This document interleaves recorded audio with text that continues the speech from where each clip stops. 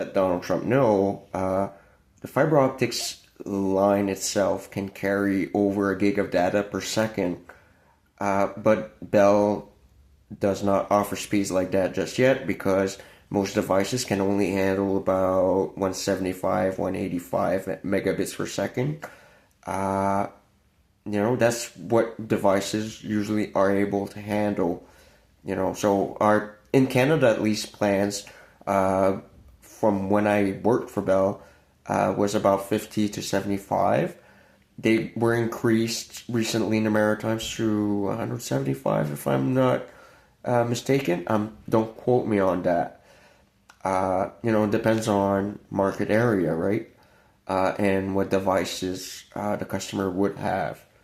Because at the end of the day, you can offer a gig of data per second, but the device itself would not even be able to handle it and would actually freeze and fry. The Wi-Fi card would overload and your device would be fried.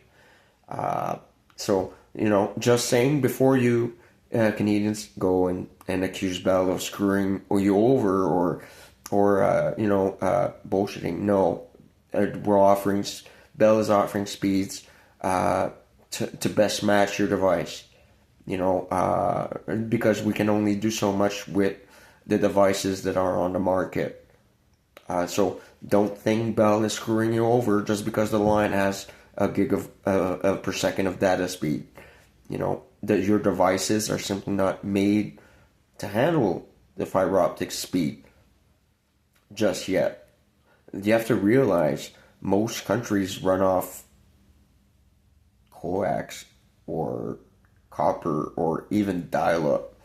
There's still areas in New Brunswick or in Canada that still only run off dial-up. Dial-up is just a standard copper phone line. It's the first kind of internet connection. Uh, you know, uh, just to let you know, there's still some out boony areas who are restricted to dial-up. That's the internet. You can only use either the phone or the internet, one or the other. If you are on the internet, you get a phone call, you pick up, you will hear fax sounds because you're actually using the internet and disrupting the phone line. You know what I mean? That's dial up. Uh, you know, uh, is what it is. It's expensive to provide the service. It's expensive to upgrade the service. Just to tell Donald Trump, uh, to install fiber optics in one residential household will cost the company about 4 to 5 thousand. Imagine the customer just wants internet and does not want to pay more than $100 a month for internet. Where do you make your money? Right? That's the thing. That's why the company is not investing in upgrading certain areas because consumer demand is not there. No one wants to have a home phone anymore, even though it would be recommended to have an emergency phone line at all times to call 911, especially for the elderly. You know, uh, they're just switching all over to cell phones nowadays, and it's the reality of the market is landlines are not as popular anymore, and that's a simple fact. But I still see value in a traditional phone line, uh, especially for government or office work or stuff like that. You still need that technology. Uh, Now I'm just saying it would cost roughly 4 or 5 thousand per install per house. Just to give you an idea, Donald Trump, of how much you're looking at as an investment in upgrading to fiber optics. Just ballpark number. Uh, you know, that's what it would cost in Canadian money. In Canadian money, I don't know uh, the, the exchange of currency, but just to give you an idea, and that's not even covering the line install if you're in the copper only area. That's in upgrading from a fiber to the node area. That's upgrading considering there would be fiber in the area, or if the line is already all fiber, but the drop line is just copper, you're still running on a DSL connection on a fiber to the node connect server, right? network. You're still technically running off a fiber optics line. It's just the drop line itself is copper, and you don't have the optical networking terminal and so forth. You're still running off DSL services. That would be the cost to the company to provide you your internet at fiber optic speeds. It's about 5,000, 4 to 5,000, and customer wants the cheapest internet connection possible. Well, there you go. You have to sacrifice speed.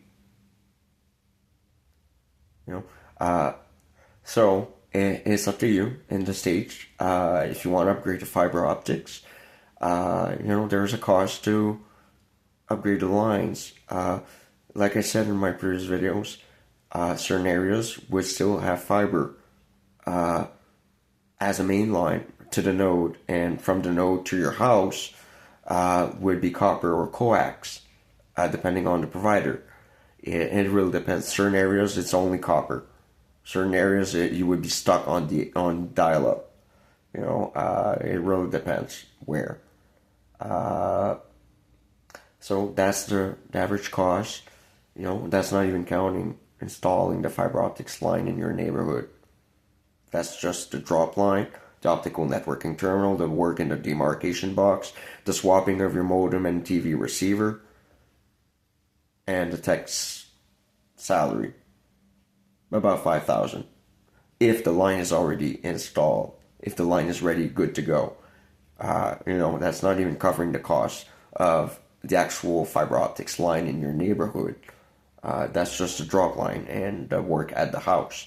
So you can imagine the cost just keeps adding and adding and adding. And no way in certain areas can we upgrade just because there's not enough population or enough people interested in faster or having all three services, right?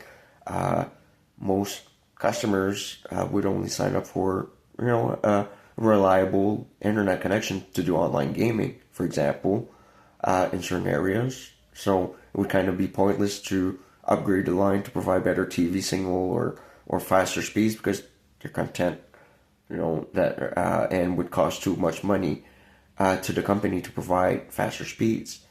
You know what I mean?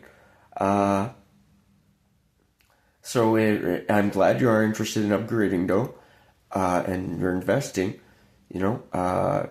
Resellers in the States are just Bell resellers.